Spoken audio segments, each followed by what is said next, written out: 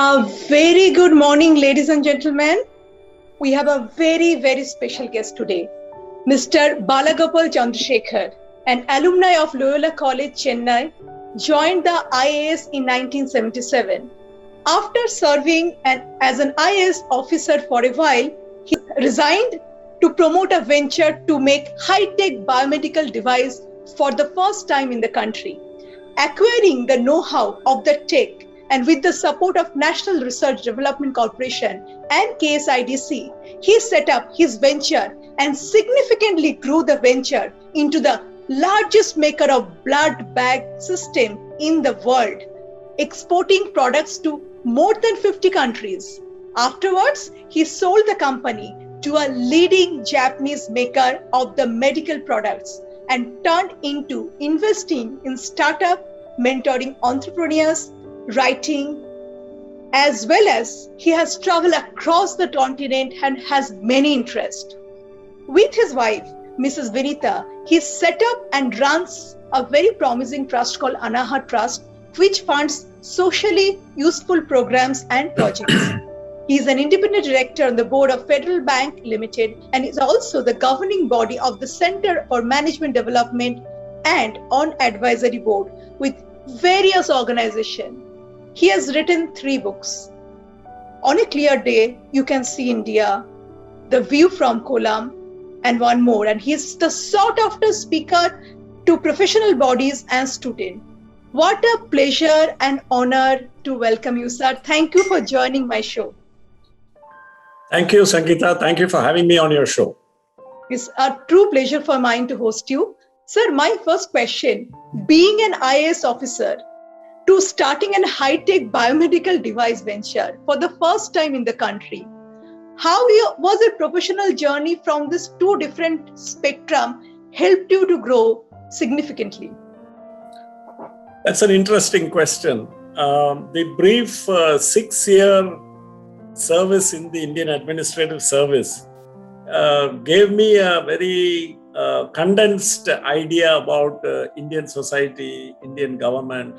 And while it did not expose me much to business, I think it gave me a fairly good idea, because you must remember that when I started out my career as an entrepreneur, this was in 1985, that was before the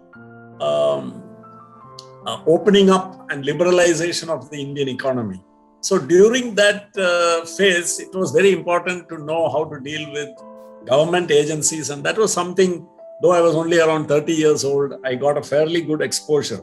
But I think the main influences, the main factors which helped me was that I got very good advice from the National Laboratory from which I took the know-how, which was the Sri Chitra Tirunal Institute at Trivandrum, as well as the director of the institute, Dr. M.S. Valiyathan, and the head of research of the institute, Professor A.V. Ramani, and also the chairman of my company was a great scientist called Professor Shivraj Ramaseshan. So these were the defining influences on me at the time of setting up my venture. So to answer your question, my brief stint in government did help, but these other influences helped even more.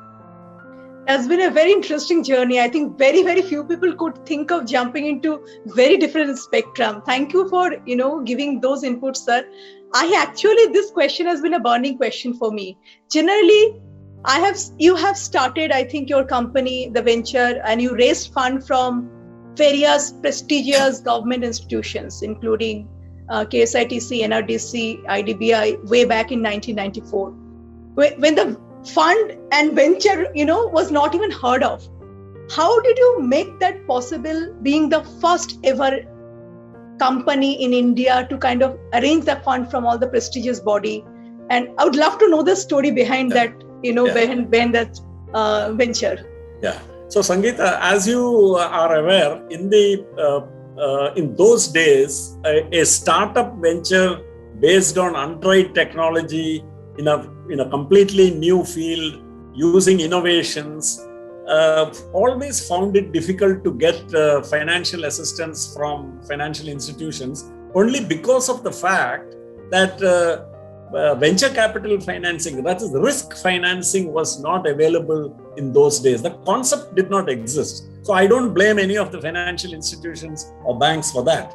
So what we had to do was, in fact, we literally had to downplay the startup nature or the untried technology and the innovation part. We had to downplay, and we had to make our venture resemble as much as possible most of the other kind of industrial proposals which were getting financed. So when I approached the KSIDC, when I approached the Kerala Finance Corporation, when I approached my bank, I had to stress what was more similar to the existing ventures they were financing rather than what was different. Because if I stress the difference, I'm afraid I would not have got the finance. It was as simple as that. So it was not that I misled them, but I had to downplay the risk part of the venture, and I had to overstate the more predictable parts of it. For example, just one quick example, the National Research Development Corporation, in fact, my venture was the first venture in which NRDC, which is ordinarily a licensing venture, it took an equity stake of 25% of our equity for the first time in their history, because of course it was allowed by their memorandum and articles of association, but they had never used that power. So why I had to persuade them to do that was, since this was a risky technology and KSIDC were asking for process guarantees which the National Institute could not give because of their charter, I said, I was able to convince KSIDC because I said, see, NRDC is taking 25% of the equity, they are putting in risk capital, so that means they are also backing the venture. That was how I was able to persuade. So I had to do some fairly innovative things like this. I think you have such brilliant story to share, sir. In fact, this is I know a lot of people of our genre who keep screaming about not able to get fund is there. I think what your story comes out very strongly, that consistent and persistent with the right approach, if you reach out, I think the entire universe eventually starts supporting. On that note, sir, I would love to know my next question. You've been a very, very successful person as an entrepreneur, as an social activist, as an influencer. What has been the biggest failure? Have you ever felt like quitting at any point of time during this venture or any point of time of life? And what was that profound lesson that emerged from that failure? About failures, Sangeeta, I think I could write a book about it. There were so many failures, so many things which we tried failed. Because one of the things about a technology venture and technical innovation is that the method favored, and the only method which really works across the world, is trial and error. So by definition, you have to be willing to try new things out, especially when you are moving into unknown territory. So about biggest failure, I can't really remember any, at such short notice, because there were so many. In fact, I used to joke when I used to give talks on my experiences, and when people used to ask me, like you, when they ask me what is the biggest lesson or takeaway experience, I used to say the biggest takeaway is that Murphy's Law is correct, that whatever could go wrong did go wrong in my case. So I think we learned from experiences, we learned from mistakes, and we made many mistakes because we were not afraid to try out new ideas and new things. And if I trace my success and the success of my venture to any single factor, I think the factor has to be the willingness at various levels, right from the shop floor to the market, to right up to the top management and the board, the willingness to take risks, the willingness to try new things, and the willingness to therefore accept failure. I think that was our biggest single strength. Sir, every adversity brings a lot of new opportunity. And then I think you're learning and not repeating that failure, and then learning from it and keep on challenging yourself, I think defined you as a wonderful person, what you are today. with that note, I just want to know, there's been, you have, starting a new technology and starting the new know-how, you just started the venture. How did you make that venture as the largest maker of blood bank system in the whole world? What did you do so differently to stand out?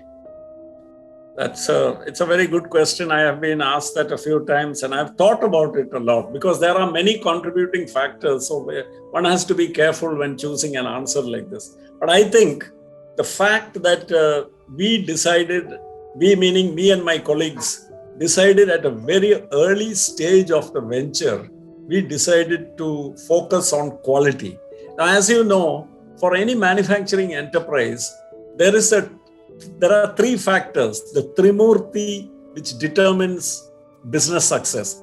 They are quality, cost, and delivery. Now, of these three, I think the biggest challenge when making life-saving devices in the medical field is quality. Because if you are not able to meet extremely stringent quality regulatory standards and stipulations across the world, you are not even allowed to enter the market. So you are not even in the race if you don't meet those basic quality standards, which are very high. So what we did was, as an organization, even though in India standards did not exist for high-tech blood bag systems, on the advice of the Sri Chitra Tirunal Institute, we decided to follow the UK DHSS standards. In those days, it was called that, which were arguably the most stringent standards for biomedical devices in the world. So we chose to do that. Now, why did we do that? I think the fact that we aimed so high is what prevented us from becoming complacent and helped us to keep on trying to improve, because we had to meet these very high standards. There was no regulatory compliance. There was no demand from the local customers to meet those standards. These were self-imposed standards.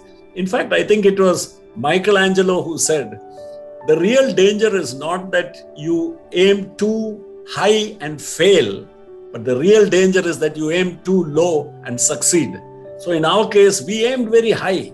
And because of that, we probably underwent many more failures and many more disappointments. But I think in retrospect, that can be the only explanation how a small company with promoted by a promoter with no money and no business experience, and where everything was new with a bunch of inexperienced technicians and engineers, how were we able to build a world-class enterprise using local resources? I think the only thing can be the spirit which guided us, which made us aim at the highest standards when there was no compulsion to do so. I love the point you coined that, if your really aim is too high, it's okay, still even fail. But if your aim is too low, there's no point to be successful. Absolutely. I think just a personal question. So when you decided to quit your very prestigious IAS job, was there a lot of questions from the family, friends and surrounding? Did you have to face any challenges to take up this new venture after quitting your IAS role? That's a good question. And so if the honest answer is that actually, I did inform my family. I can't say I really consulted my family. And, I still remember today is Father's Day. And I remember that a person whom I really looked up to was my father. And I asked him, and it was his, when I was doing a PhD, my mother one day told me that, see, look, your father would like you to write the IAS exam. So, my father and I, in those days, it was a very formal kind of relationship, like many father and son relationships. So whenever he wanted to convey something important to me, he told my mother, who will tell me. So I ended up writing the IAS. So because I knew that I wrote the IAS and I got selected to the IAS because it was my father's wish, I felt I must inform him before I resigned from the IAS. So when I called him to tell him that I am thinking of doing this, I still remember his answer. He told me, he said, you must do, I am sure you will do what is the best thing for you to do. I have full confidence in your capacity to take the right decision for your life. I am happy and glad that to make me happy, you wrote the IAS and got selected into the IAS. That is all that I wanted. I don't want anything more as a father. Now, I feel my responsibility is to support you in whatever decision you take.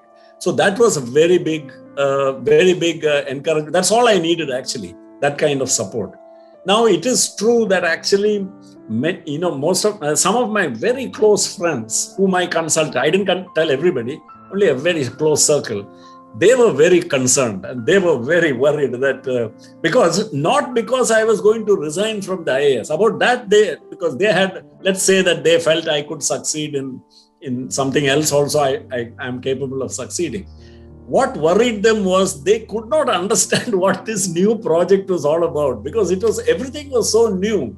Biomedical devices was a new field in India. There was no company making biomedical devices in India in the 1980s.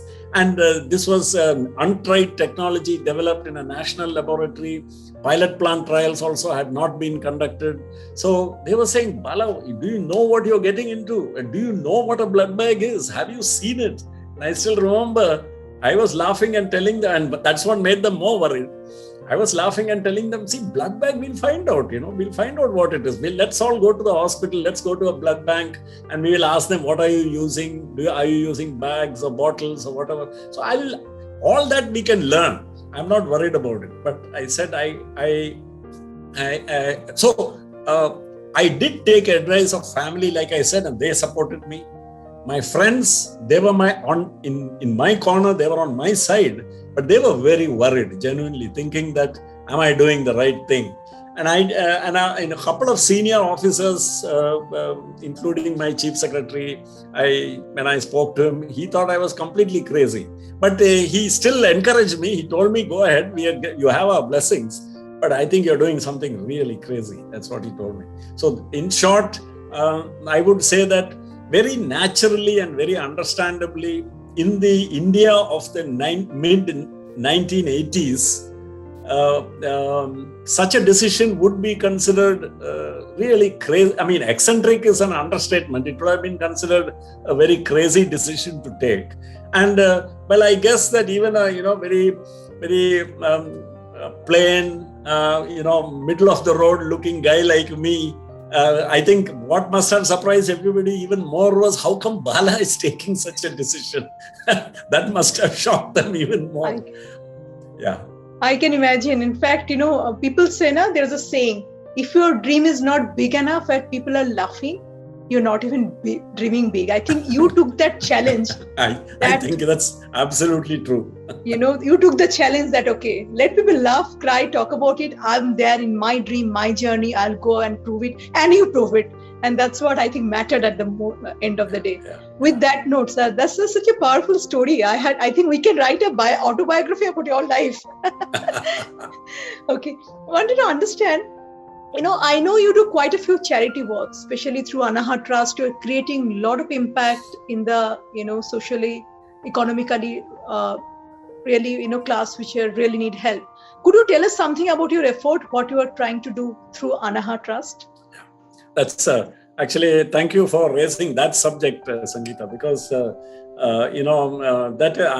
what my wife Vinita and I are doing through Anahat Trust is something which is very important for both of us. Now, today it has become, mandatory for corporates and business entities to spend a portion of their earnings on what is called CSR, corporate social responsibility. But even long before this became mandatory, in the early days of my venture in the 90s itself, my company was, I was very glad to get my company involved in the local panchayat where my factory was located.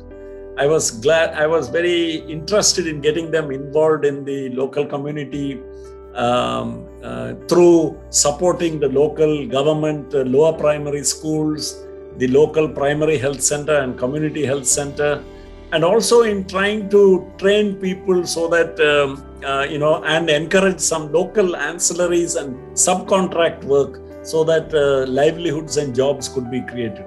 So this was an area in which I was interested in, quite unconnected to my business. This was something which was which came to me very naturally. And I think if I have to look for a reason or an explanation for that, I must go back to the kind of values with which I was raised, the family influences I grew up in, the school I went to, and the kind of social and community values which were instilled in me.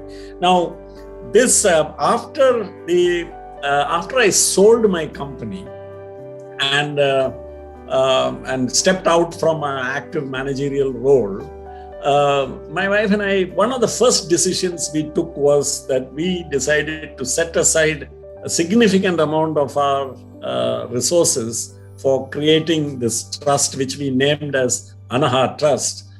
And Anaha, I understand, is Sanskrit for sense of well-being. And the three main purposes of this trust were to support social enterprises and social entrepreneurs in the fields of public health, public education, particularly at the school level, and rural livelihoods. The model we selected was not to get engaged in actually implementing projects directly ourselves, but to search out and find worthwhile social entrepreneurs who are engaged on projects which fit the profile of the projects we wish to support, and put these proposals through a very detailed due diligence process, and then we would agree to fund the project. Our idea was we would fund them initially for first. We also wanted projects which were at the startup stage. Already well-running social enterprises, they really didn't need our support. They only needed funding. They could get it from anywhere. But startup ventures, and we are very happy that some of the startup ventures which we have supported and which are already in their second year and third year are doing really excellent work. They have exceeded our expectations. And every time we read about them in the media and we see them, reports about them in social media, we are very, very proud. And this includes social enterprises which are working in Manipur, social enterprises which are working in Wayanad, and the social enterprises which are working in Trivandrum district. So these are the three main geographies where our projects are currently situated are Trivandrum district in Kerala, Wayanad district in Kerala, Nilgiris district in Tamil Nadu, and Manipur.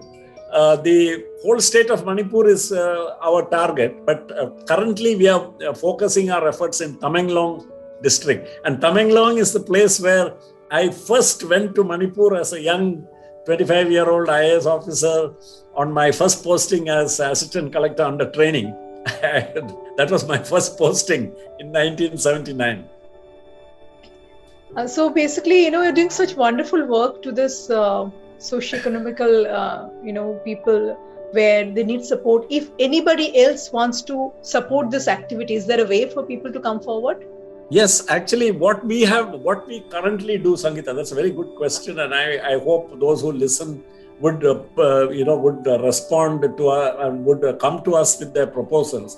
What we look at, as I said, are social enterprises which are aimed at either public health, public education, which is schools in rural areas, and rural livelihoods. So this is the first criterion. Ideally, we would like ventures which are just starting up, social ventures which are starting up, which have a good model, which are aiming at sustainability, and which with 1 or 2 years of financial support from us will be able to take off from the runway and fly on their own. So our venture is to try to support. And what we currently do now is we have a professional consultancy organization called Sattva Consultancy, which is located out of Bangalore. We have appointed them to, because the number of projects is increasing so much, we don't have the bandwidth to do the due diligence and the monitoring, because this has become a full-time job. So we pay a fee to Sattva Consultancy to do all this for us, and they're doing a phenomenal job for us. And I just want to say how pleased we are with that, because of the entry of Sattva Consultancy into this picture, Anaha Trust has been able to now focus on scaling up our support to social enterprises.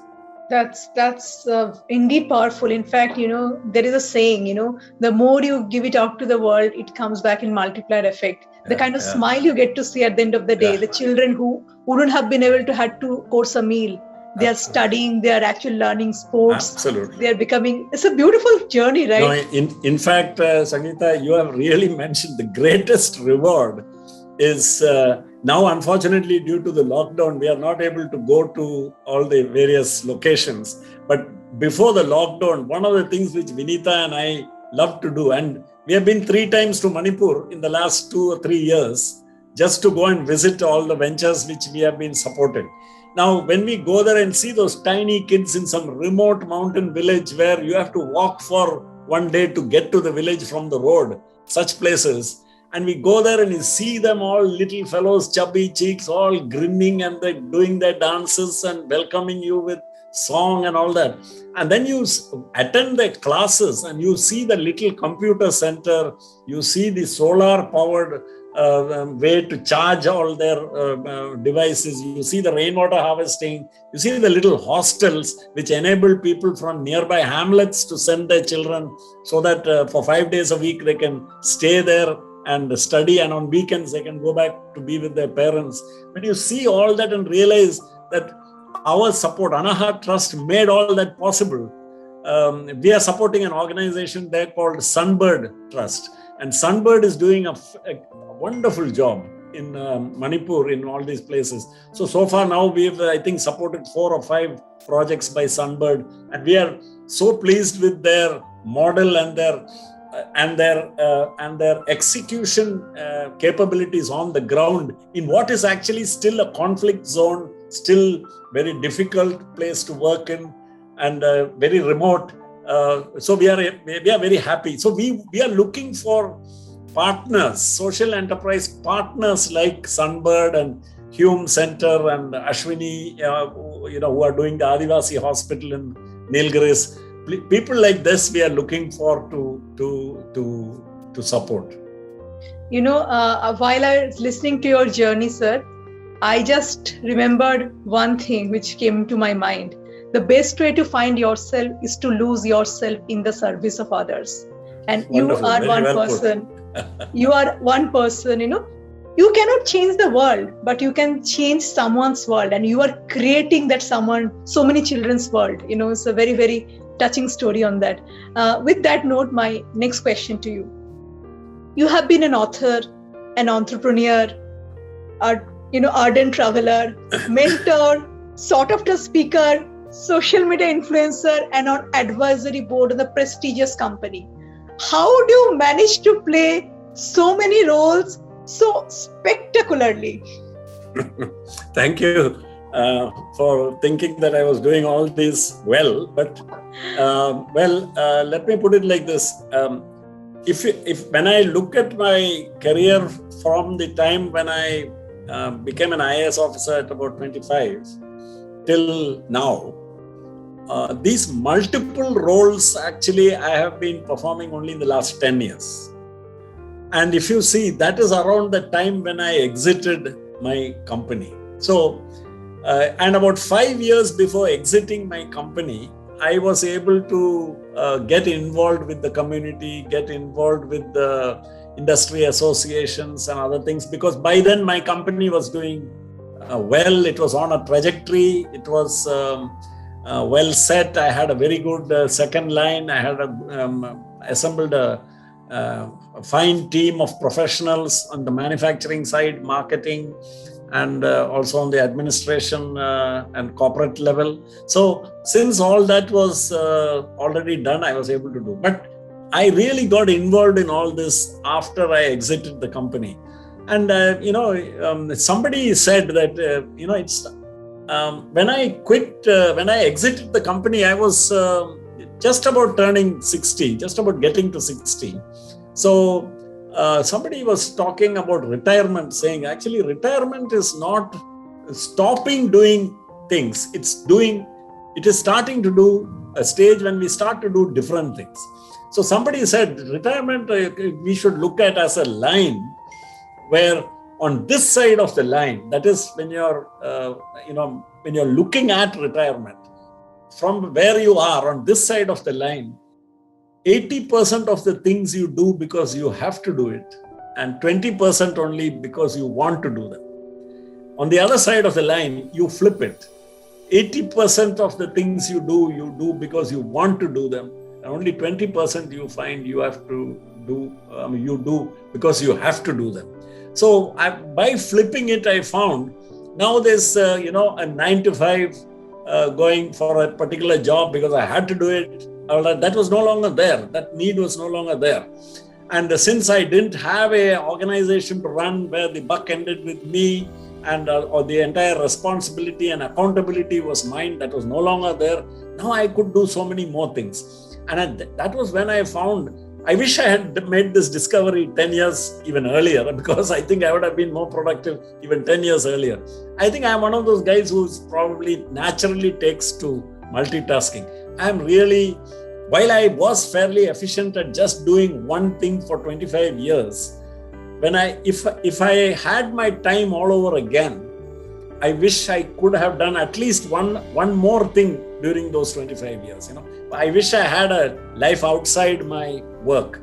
But then, Sangeeta, the problem is I sometimes wonder if I took my eye off the ball, if I did have some other interest, I have my doubts as to whether my venture would have really grown into the success that it became. I'm not saying I did it, but the point was, if all of us there did not have that single focus on the trinity which I mentioned, quality, cost, and delivery, and that was all the mantra, like you were saying, the success sutra. So in this case, the success sutra were the 3 mantras. That is quality, cost, and delivery. And that was all that we spoke about. That was all that we discussed for 20 years. And it was because of that single focus that a small company started by a bunch of inexperienced people with no money, using an untried technology, became the world leader. It's like a fairy tale. Otherwise, how else could it happen? So if I have to look at a single factor, I think it was that. So I think I had the luxury of doing all the other things which I wanted to do only once I stepped out of that role. And once I stepped out of that role, while I was very proud of whatever we had achieved as a team, as an outfit, I was also feeling a great sense of release that now I can do so many other things which I want to do. And thanks to the prodding from my dear wife, Winnie, she forced me to. I am a lazy guy, I have an incurably lazy disposition. So for me to write a book and all that is a real punishment, to sit down and so many hours a day. And she made me write all these books, and then she forced me to go after publishers. And so if it wasn't for her encouragement and her drive behind me, I don't think those books would have got published. And Anahat Trust, she plays a tremendous role in that also. So I find it. One of the jobs I spend most time on now, which you mentioned, is mentoring and supporting startups. Now, that is something which I really get a lot of time out of. So even after the lockdown, thanks to online, just like what we are doing today, right. Thanks to this technology, I am able to continue all my mentoring and startup support activities. On an average, Sangeeta, I would say I must be spending about 2 to 3 hours every day, regardless of whether it is Saturday or Sunday, on this particular. And this gives me a lot of satisfaction. I am not an expert in any one field. I'm probably a jack of all trades and master of none. But for some reason, people keep coming and asking me, and I usually, apart from dispensing advice, what I find myself doing is I put people in touch with those people who can help them. So I put, say, somebody in touch with a technical resource, or with a marketing resource, or with a finance resource, or with a banking expert. So that, I think that kind of support is sometimes what a startup most needs. Very true. In fact, this 3 powerful point came out very profoundly. I have always heard that behind every successful man, there is a woman. And here is Winnie, madam. Give my 100%. respect and regards to her. She was asking about you. I will tell her. Yeah. The second thing you came out, I think that networking, the right connect to the right people. I think as a startup ecosystem, we need that, right? Yeah. We required, because once you're able to connect to the right dot, I think everything else in place. Absolutely. And the third thing which you brilliantly said is the quality, cost, and delivery. So, I remember, stating somewhere, quality is never an accident. It is always a result of intelligent effort. Totally. Similarly, cost is not really haphazard. It's always result of calculative effort. And the delivery is not something difficult. It is always a result of delegation to the right team. So, yeah, totally. Very well put. Very well. Thank you. With that note, my next question. Everybody has one incident that changed their life completely. Of course, with the bits and, small pockets of incident. But what was that one profound incident that significantly changed your life? In my life, I think the single biggest incident which changed my life was a meeting which I had with the head of research at Sri Chitra Tirunal Institute. His name was Professor Ramani.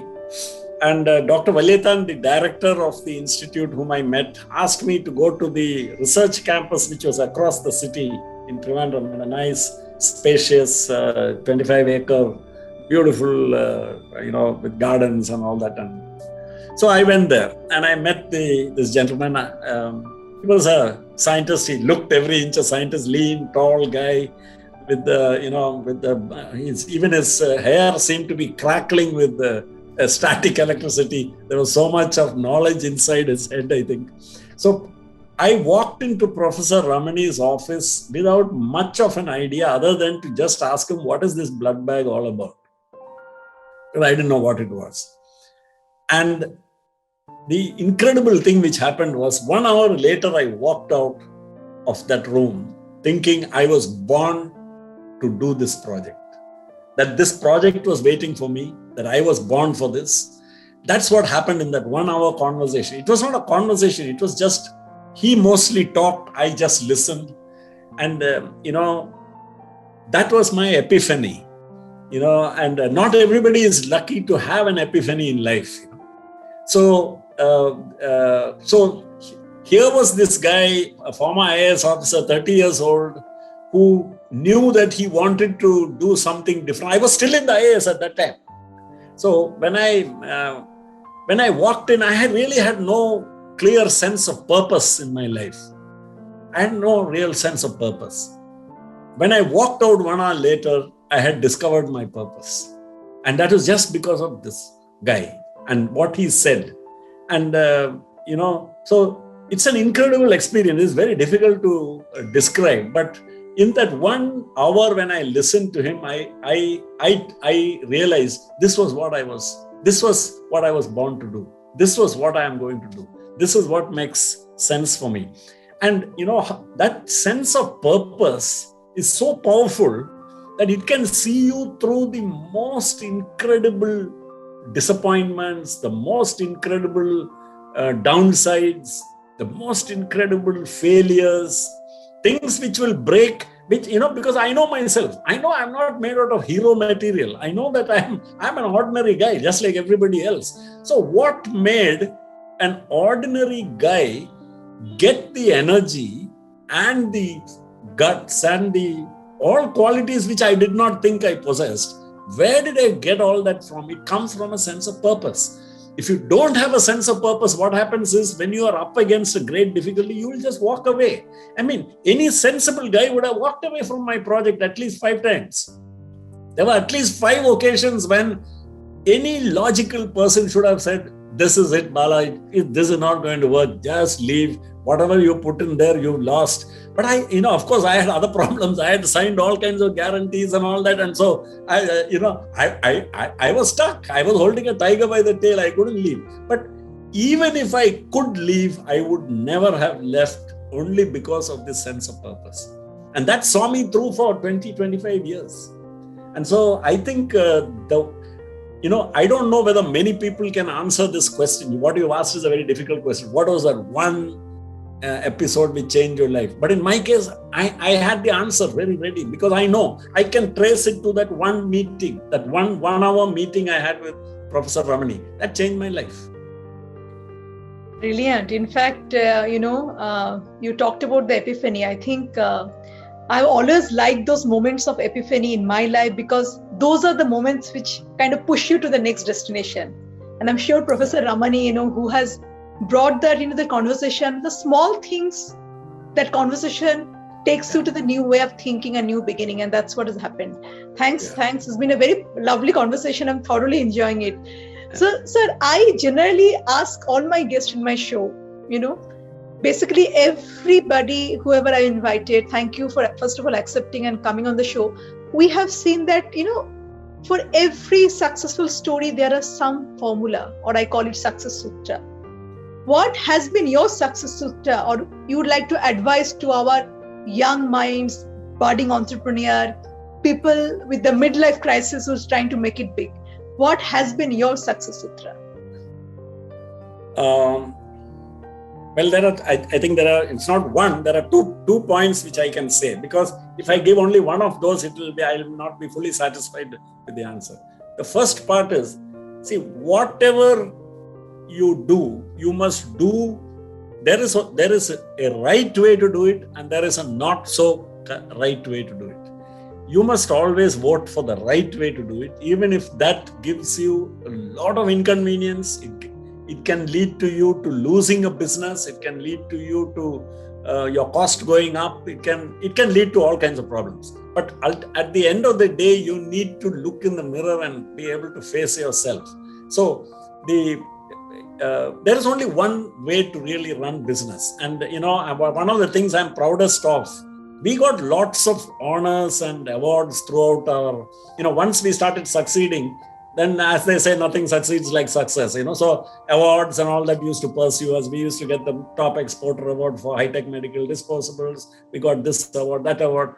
But all these awards I used to move from it was not in my wall, in my office. It used to be in the conference room or in the factory. All this will be moved to the factory training center or conference room. They will all be on the wall there. But there was one award on my wall. And what was that? That was a small framed certificate from the Central Excise Department. In those days, before GST came, there was a Central Excise Department. The Central Excise Department at Trivandrum had given us this certificate for truthfully and honestly paying all our taxes, being the one company which did that.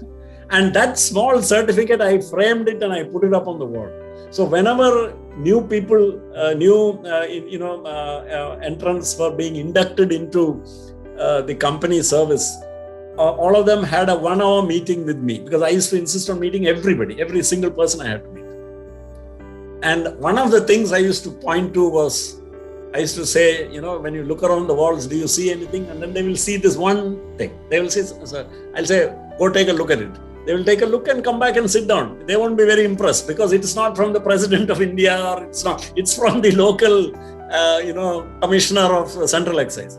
So then I used to explain to them why that is so valuable. I said, I'm proudest of that, because in this company, there is only one way we do things. And we do things by following the law of the land, by paying all our taxes, by paying all our dues. And I said, one of the things about our company was, we were among the most profitable manufacturing companies in India, despite doing all this. So we were trying to prove a point also, that to make money, you don't have to break the law. To make money, you don't have to, you don't have to deceive somebody. You don't have to underpay somebody. You can pay everybody the best.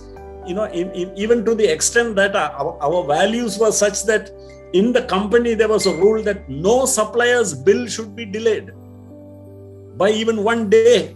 I used to say the one thing I don't want to get is a reminder from a supplier that his bill is pending.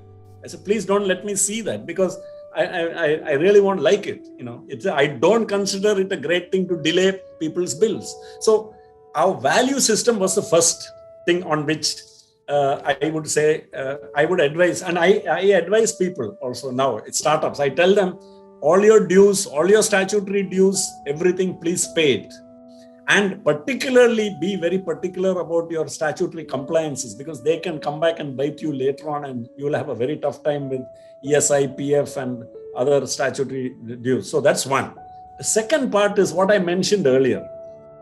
For a manufacturing enterprise, what I can share with all your large circle of listeners and viewers is, anybody who wants to enter manufacturing or service delivery, it is the Trimurti: quality, cost, and delivery. Nothing else matters. No supplier no buyer at the other end of the world wants to know who your father was, or who your grandfather was, or which caste you belong to, or whether you have a trade union in your factory, or they don't want to know anything. They just want to know, what is your quality? Are you cost competitive? And are you a reliable supplier? If you are these three things, success will not, what shall I say? You will not chase success. Success will chase you. Not have, exactly. You have put it very nicely. Success will chase you. Yeah. Right. Beautiful. Thank you so much. With that question, we're coming to the last few. We generally have the rapid fire to create some fun element in the questions. So we have this rapid fire round. If you are game on it, we'll just have 5-6 questions, and we'll wrap the session. Sure. I'm not very good at rapid fire, but still I'll try. Okay. Let me ask you, when you're not working, you've been consistently working, but when you're not working, how do you like to spend your time? Reading. Oh, lovely. What's your favorite book?